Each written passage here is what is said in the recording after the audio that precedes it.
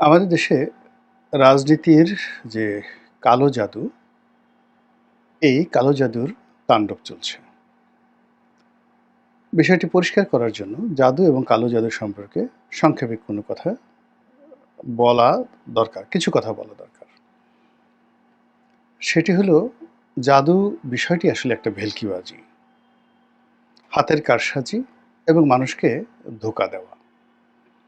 এখনো পর্যন্ত বিজ্ঞান যেটা প্রমাণ করেছে এবং পৃথিবীর সবচেয়ে বড়, বড় যারা জাদুকর, যেমন ধরুন ডেভিড কপারফিল্ড, বাংলাদেশে ধরেন নামকরা জুয়েল আইচ রয়েছেন। তো তাদের যে বক্তব্য, সাক্ষাৎকার, তাদের যে বই, এসবই বৈজ্ঞানিক। অর্থাৎ তারা যা কিছু করেন সেটা হলো মানুষের চোখে এমন কিছু তুলে ধরেন যেগুলো মানুষ ধরতে পারে না। মানুষের মধ্যে যেটা আছে যে thinking slowly, slow and fast, অর্থাৎ মানুষ তাদের শতকরা ৯৯% মানুষ, আরও বেশি, আমাদের সমাজের শতকরা নয় ১,০০০-এর মধ্যে ৯৯৯ জন মানুষ খুব দ্রুত চিন্তা করে এবং খুব দ্রুত সিদ্ধান্ত নেয়, কোনো ভেবেচিন্তে নেয় না।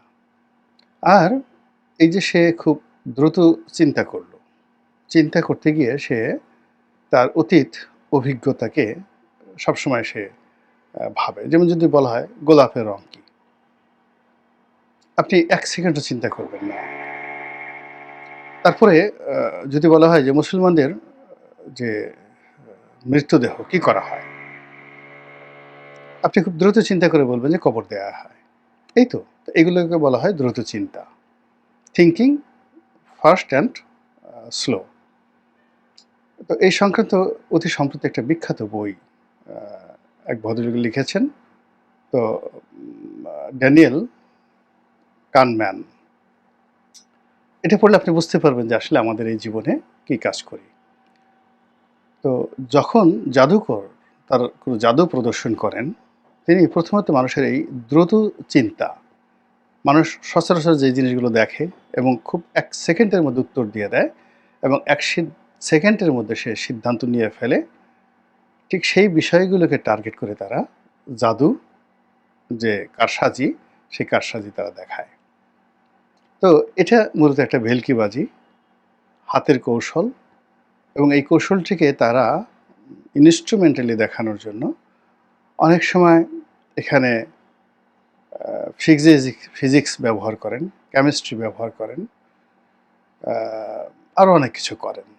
কিন্তু বাস্তবতা হলো যে আমরা যা কিছু দেখি এর একটিও সত্য নয়। এটি হলো জাদু। আর কালো জাদুর যে বিষয়টি, জাদু এবং কালো জাদু। কালো জাদুর বিষয়টি হলো মানুষের একটা মনস্তাত্ত্বিক ভয় এবং আতঙ্ক। এগুলো সাধারণত পরাজিত পুরুষ, পরাজিত নারী জীবনযুদ্ধে কোথাও সে সফল হতে পারেনি, অথবা তার সকল চেষ্টা কেবলই মাত্র ব্যর্থ হয়েছে।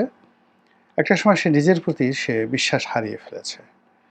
ফলে কোনো একটা ধোঁকাবাজ যদি তার সামনে এসে একটা কথা বলে, হাতে একটা তাবিজ পরিয়ে দেয়, কিংবা ধরুন একটা পচা মিষ্টির উপরে সে একটা ফু দিল, কুলু কুলু কুলু কুলু, মুলু মুলু মুলু মুলু, এরকম একটা কথা বলে মনে মনে কুলু কুলু কুলু, মুনু মুনু মনু, এবং ওই লোকটিকে সে শুনিয়ে এই মন্ত্রোচ্চারণ করলো, কুলু কুলু কুলু, মুলু মুলু মুলু, ফু।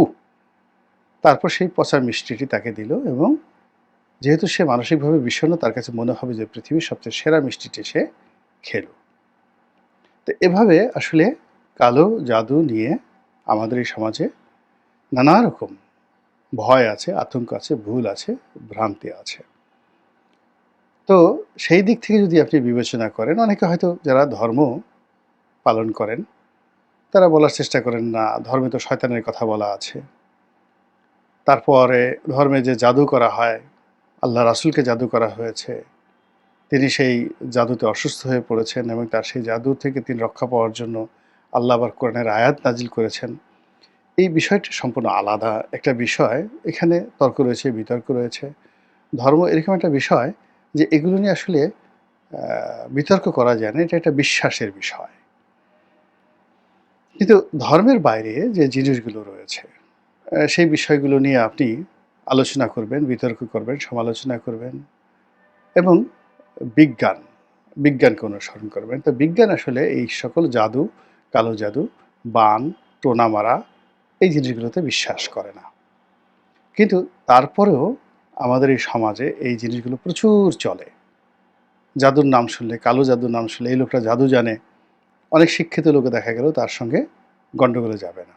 রাস্তার পাশে বসে আছে, মলমূত্র চারিদিকে পড়ে আছে, মাথায় জটা, নাক দিয়ে সর্দি ঝরছে, তারপর শেষে হাতে অনেকগুলো বালা, ৩-৪টা লাঠি, চুপচাপ বসে আছে, গাঁজা খেয়ে শুয়ে আছে। এরকম কি অনেক লোক আপনি হাইকোর্টের মাজারের আশেপাশে দেখতে পাবেন। তো সারাদিন তারা বসে থাকে, খেয়াল নাই, কোনো কিছু নাই।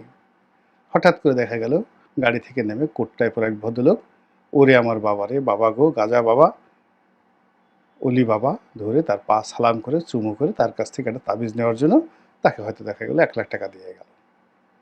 এই ঢাকা শহরে এরকম অনেক ঘটনা ঘটে এবং এই সকল ঘটনার জন্য অনেক লোক বিশেষ বিশেষ জায়গায় এইভাবে সং ধরে বসে থাকে।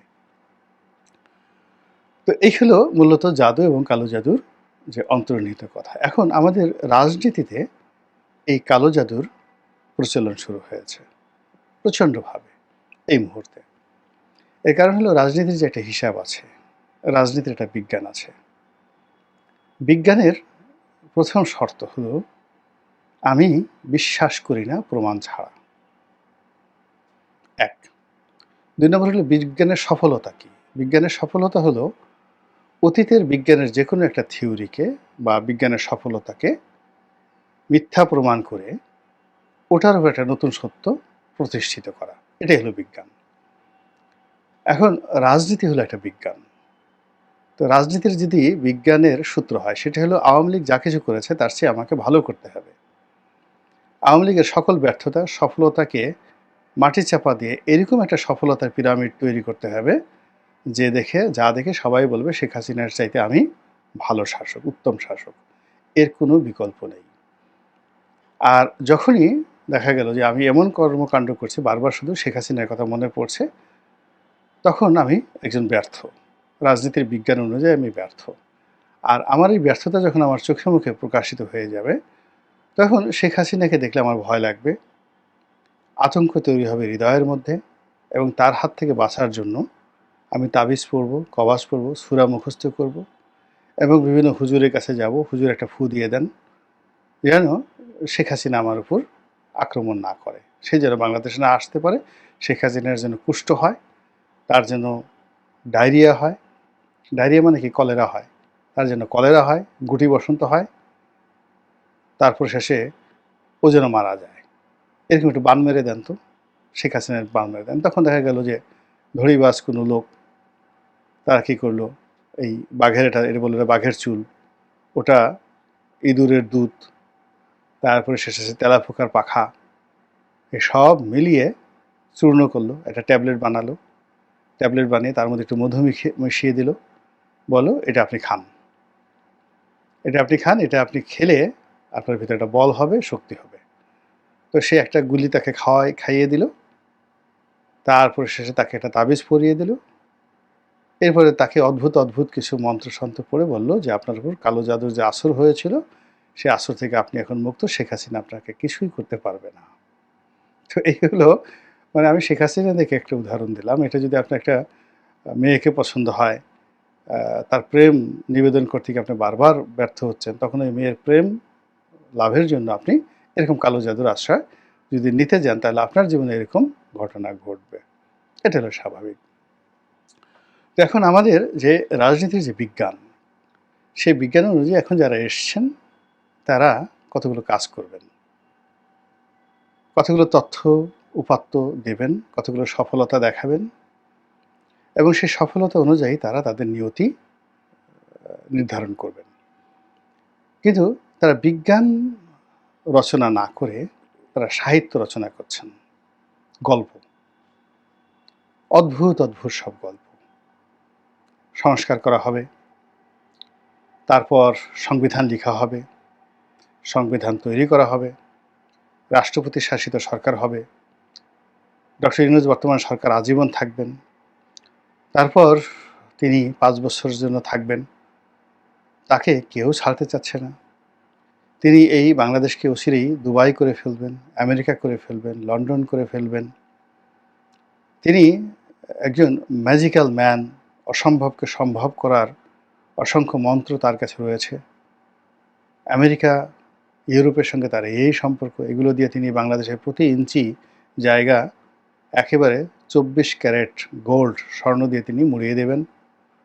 মানুষ এই সোনার যে জমিনের উপর হাঁটবে সোনার জুতো পায়ে দিয়ে, সোনার পোশাক পরে এবং মাথায় সোনার মুকুট পরে। তারা সোনার ভাত খাবে, সোনার পানি খাবে, মানে গোল্ড যখন গরম করে একদম লিকুইড গোল্ড, সেরকম লিকুইড গোল্ডের তারা পানি খাবে, সোনার মালা পরবে এবং এগুলো করতে করতে করতে করতে একটা সময় মানুষ জান্নাতে চলে যাবে। এই যে গল্প, এই গল্প আমি যেভাবে রসায় রসায় বললাম, এটা আপনি দেখবেন যে ওয়াজের ময়দানে কিছু লোক, যারা সাধারণত দেখেন ওয়াজ যারা শুনতে আসে, এরাও ওই যে আগে যেটা বললাম, অনেকে জানে না, অনেকের এই হুজুরদের গল্প গুজব ঠাট্টা মস্কারা চুটকি মুটকি এগুলো সব ভালো লাগে। অনেকের ওই যে ওরা যে জিকির করে, ওই জিকিরের সাথে তাল মিলাতে তাদের খুব ভালো লাগে। অনেকে বউয়ের সাথে সম্পর্ক ভালো না, ছেলে মেয়ে অপকর্ম করে, বিভিন্ন রকম ফ্রাস্ট্রেশনের মধ্যে, তো সেখানে এসে একটু তারা জান্নাতের খবর, টিকিট এগুলো নিয়ে একটু খোঁজ খবর নেয়। ফলে এই ওয়াজের ময়দানে যারা বসে বসে ওয়াজ শুনতে আসেন, এদের সকলের পেছনেই একটা থেকে 1000টা কারণ রয়েছে। কিন্তু বিজ্ঞান, মনস্ক মানুষ, লেখাপড়া জানা মানুষ, কোরআন হাদিস জানা মানুষ, তারপর জীবনে সফল, টাকা পয়সা আছে, তাদের বাড়ির একটা ঘরের মধ্যে এরকম কোনো ওয়াজ হলো তারা কিন্তু ওখানে যান না, দরকার নেই। তাদের কাছে মনে হয় যে পরিশ্রমটাই জীবনের সফলতার চাবিকাঠি, সততাই হলো পরিশ্রমকে সুফল এনে দেয়, পরিশ্রমকে মহিমান্বিত করে। কৌশল, দক্ষতা, অভিজ্ঞতা ছাড়া কোনো ফুফাতে ওয়াজ নসিহতে কাজ হয় না। তো এই ওয়াজ নসিহত থেকে শুরু করে বিভিন্ন জায়গাতে আপনি দেখবেন এক শ্রেণীর লোক তৈরি হয়ে গেছে, ইনক্লুডিং রাজনীতিতে। আগে এটা ওয়াজে ছিল, এখন এটা রাজনীতিতে। যেমন সবাই বলেন তো এটা ঠিক কিনা, হাজার হাজার মানুষ বলে ওঠে ঠিক ঠিক ঠিক। আপনি দেখেন যে এই যে ঠিক ঠিক যে শব্দটি শুরু হয়েছে, এটা কত বছর আগে সত্যজিৎ রায় একটা সিনেমা বানিয়েছেন, সেটা হলো হীরক রাজার দেশে। তো সেগুলো মহামন্ত্রী, বলো তো এটা ঠিক কিনা, জি জাহাপনা, ঠিক ঠিক ঠিক ঠিক। এইরকম ঠিক ঠিক যে অবস্থা, গত এই 7-8 বছর ধরে আমরা এই রোগ আমরা দেখে আসছি। প্রেস ক্লাবের মাঠে একজন চুঙ্গা হাতে বক্তব্য দেয়, আর পিছনে 10-12 জন লোক দাঁড়িয়ে থাকে, জোরে বলে ঠিক ঠিক ঠিক। আর তাদের সাথে সামনে গলা মিলে আরও 20-25 জন লোক ভাড়া করা, তারাও বলে ঠিক ঠিক ঠিক। এই যে রাজনীতির অঙ্গনে এই যে ঠিক ঠিক আসছে, এটার আবার আদি ভাই, এটা হলো ওয়াজের ময়দানে। তো তারা কোরআনের একটা আয়াত বলল, যেমন লিল্লাহি মাফিস সামাওয়াতি ওয়া মা ফিল আরদ, কেউ বুঝলো না। সবাই বলল সুবহানাল্লাহ, হায় হায় হায় হায়, বলেন তো ঠিক বলেছে কিনা, সবাই বলল ঠিক ঠিক ঠিক। এইরকম ঠিক ঠিক ঠিক।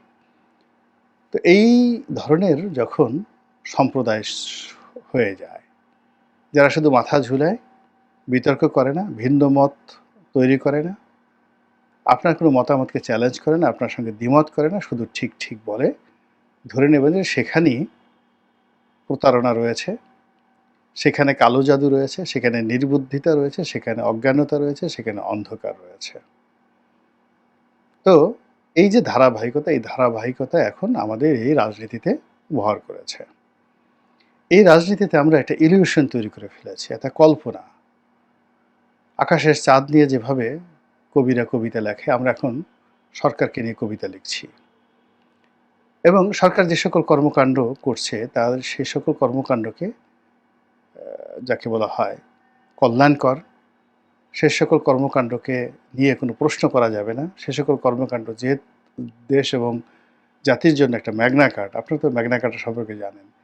এইরকম প্রচার করার জন্য শত শত হাজার হাজার ভাড়া করা ঠিক ঠিক পার্টি, যারা রাজপথে এসে ভাড়া করে আনা হয় এদেরকে, তারা ওই দাঁড়িয়ে দাঁড়িয়ে শুধু বলে ঠিক ঠিক ঠিক। এবং এদের মধ্যে মানে এদের মান এতটা নিচু পর্যায়ের যাদেরকে ভাড়া করে আনা হয়। এরকম এক চাচা, বৃদ্ধ চাচা, বুড়া মানুষ, তাকে ভাড়া করে নিয়ে আসছে। তো ইউটিউবার যারা আছে তারা আবার তাকে জিজ্ঞাসা করছে যে আপনি এখানে কেন আসছেন? বাবা জানি না। তো এখানে এই হচ্ছে, জানি না, কিছু জানি না। তো ও রাগ করে বলছে যে এসে বলেন তো, আমরা যে মুসলমান, আপনি তো মুসলমান? বলে হ্যাঁ মুসলমান। মুসলমানদের নবীকে? তো সেই চাচা বলতেছে হাসিনা, মুসলমানদের নবী শেখ হাসিনা। তা আসছে হাসিনা বিরোধী আন্দোলনে, হাসিনার পতনের জন্য। আর সেখানে হাসিনাকে নবী বলে এরকম একজন লোককে ভাড়া করে তারা নিয়ে আসছে ঠিক ঠিক বলার জন্য। তো বুঝতে পারেন যে সেখানে কি ধরনের কালো জাদু হয়ে গেছে। একইভাবে আপনি যদি এই জাস্টিস মানে যাকে বলা হয় না রাষ্ট্রপতি আব্দুল হামিদ সাহেবের দেশ ত্যাগ, এখানেও গিয়ে দেখবেন উনি যেভাবে গেছেন আর এখন যা কিছু হচ্ছে পুরোটাই কালো জাদু। আবার ডক্টর মোহাম্মদ ইউনূস এবং তার যারা লোকজন তাদেরকে সমর্থন করার জন্য ফেসবুক, ইউটিউব, টুইটার, সামাজিক মাধ্যম, সংবাদপত্র, এখানে যে একটা অলিগার শ্রেণী তৈরি করা হয়েছে, এরাও ওই চাচার মতো ঠিক ঠিক। তারা সেই যাকে বলা হয় ডক্টর মোহাম্মদ ইউনূসকে অনেকে ইতিমধ্যে বড় বড় আলেম, নামধারী, যাদেরকে আলেম হিসেবে জানে, তারা ইতিমধ্যে তাকে কেউ দেবতা বানিয়ে ফেলেছেন, কেউ ওলি আল্লাহ বানিয়ে ফেলেছেন, কেউ তাকে নবী বানিয়ে ফেলেছে। নবীকে যেভাবে আল্লাহ সিলেক্ট করেন, ইউনূসকেও ঠিক সেইভাবে সিলেক্ট করা হয়ে গেছে। কাজেই তার বিরোধিতা করা যাবে না। আর একজন সবাইকে নিয়ে মোনাজাত করছেন যে এই ইউনূস যেন যতদিন জীবিত আছে ততদিন যেন আল্লাহ এই ইউনূস আমাদের ক্ষমতায় থাকে। এরকম বড় বড় মোল্লা, বিশাল দাড়ি, তারপরে সে হাজার হাজার নয় লাখ লাখ তাদের অনুসারী আছে। কয়দিন আগে তারা ডক্টর মোহাম্মদ ইউনূসের বিরুদ্ধে ওয়াজ করে সুদি ইউনূস বলে ফাটিয়ে ফেলছে। কয়েকদিন আগে তারা শেখ হাসিনাকে তাদের মা বলে চোখের পানিতে পুরো ভাসিয়ে ফেলেছে। আল্লাহর রহমত বরকত শেখ হাসিনা মতো মানুষ আমাদের দেশে আছে বলে ইসলাম রক্ষা পাচ্ছে। সেই মানুষগুলো এখন শেখ হাসিনার বাপ-মা তুলে গালাগালি করছে এবং তারা বলছে আমাদের দেশের জন্য এখন ডক্টর মোহাম্মদ ইউনূস ছিল রহমত। এবং ডক্টর মোহাম্মদ ইউনূস যে সকল সংস্কার করতে চাচ্ছে, এই সংস্কার শেষ না হওয়া পর্যন্ত কোনো নির্বাচন ফিরবাচন কোনো কিছু হবে না। তো এই কথাগুলো যদি আপনি একত্র করেন তাহলে আপনি বুঝতে পারবেন যে রাজনীতির অঙ্গন কালো জাদুর কবলে কিভাবে পড়েছে। আর এখানে মানুষ কিভাবে মাতাল হয়ে, কালো জাদুর কবলে পড়ে কিভাবে মাতাল হয়ে যে কথাবার্তাগুলো বলছে, ওরা লজ্জা শরম বলতে ওদের কোনো জিনিস নাই। কয়দিন পরে যদি এই লোকগুলো কাপড় চোপড় খুলে একেবারে প্রকাশ্য রাজপথে তারা যদি হাঁটতে থাকে যে আমরা জন্ম নিয়েছি সেই উলঙ্গ হয়ে, আমাদের মরতে হবে উলঙ্গ হয়ে, কিয়ামতের ময়দানে আমাদেরকে দাঁড়াতে হবে উলঙ্গ হয়ে। তো আমরা এই বাংলাদেশে রাজনীতির যে সমাবেশ হবে সেখানে আমরা কেন লুঙ্গি পরে যাব, প্যান্ট পরে যাব, আমরা এখানে উলঙ্গ হয়ে যাব?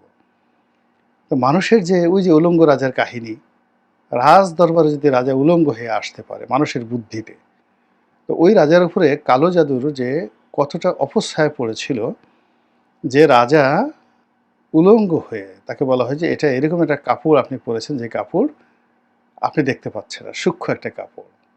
এবং মানুষের কথায় সে এতটা কনভিন্স যে উলঙ্গ হয়ে সে এসে সিংহাসনে বসলো।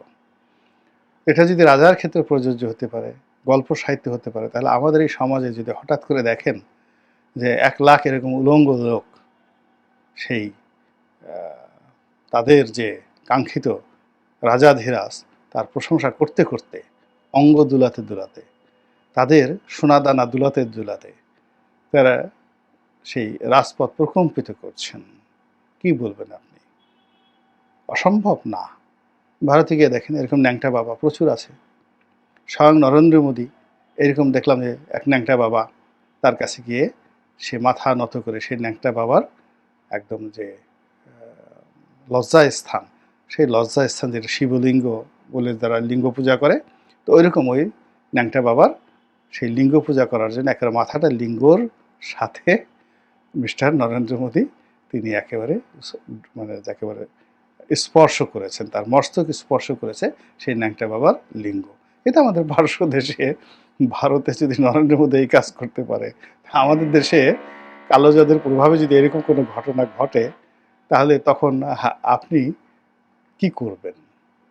আমি যেটি করব, আল্লাহর কাছে বলতেছি যে আল্লাহ ওই দৃশ্য দেখার আগে যেন আমার একটা সম্মানজনক মৃত্যু হয়, এবং আপনি এই দৃশ্য দেখার আগে আপনার দরবারে আমাকে নিয়ে যান।